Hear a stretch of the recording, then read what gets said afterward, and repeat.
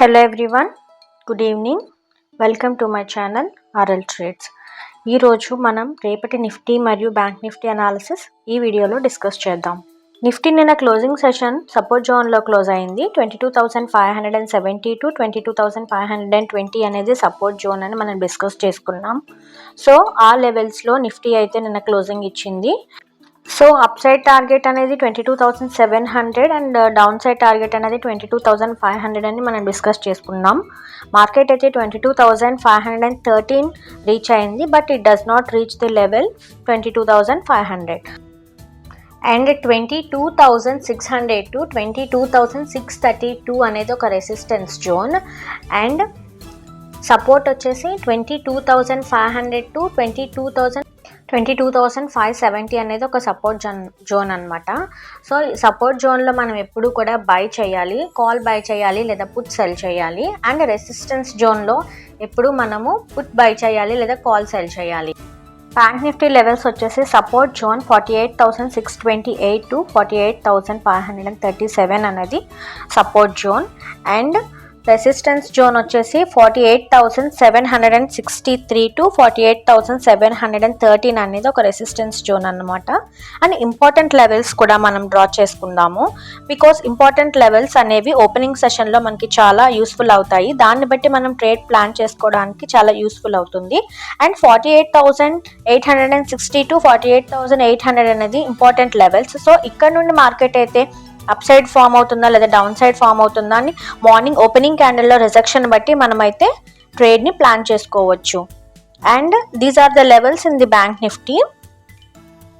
ఎప్పుడు కూడా మనం ట్రేడ్ తీసుకునేటప్పుడు రిస్క్ రివార్డ్ అనేది చాలా ఇంపార్టెంట్. రిస్క్ని బేస్ చేసుకుని మనం ట్రేడ్ అయితే తీసుకోవాలి.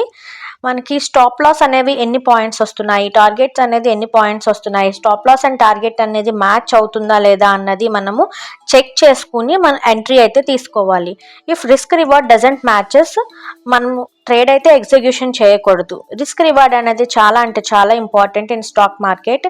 ఇది చాలా మంది టాలీ చేయలేక ఇది చాలా రివార్డ్ అనేది ప్లేస్ చేసుకోవాలి, ఎన్ని పాయింట్స్ టార్గెట్ పెట్టాలి, ఎన్ని పాయింట్స్ లాస్ పెట్టాలి అనేది, స్టాప్ లాస్ పెట్టాలి అనేది వాళ్ళకి అర్థం కాక చాలామంది అయితే లాస్ అవుతున్నారు స్టాక్ మార్కెట్లో. స్టాప్ లాస్ అనేది మన చేతుల్లోనే ఉంటుంది కాబట్టి లాస్ అనేది కూడా మినిమైజ్ చేసుకునే ఛాన్స్ మనకే ఉంటుంది. సో మన అనాలిసిస్ కరెక్ట్ అయితే, రిస్క్ రివార్డ్ కరెక్ట్ అయితే 1:2 రిస్క్ రివార్డ్ పెట్టుకుని మనం కనుక ప్రతిరోజు ట్రేడ్ చేసినట్లయితే తప్పకుండా మనం ప్రాఫిటబుల్గా ఉండగలము.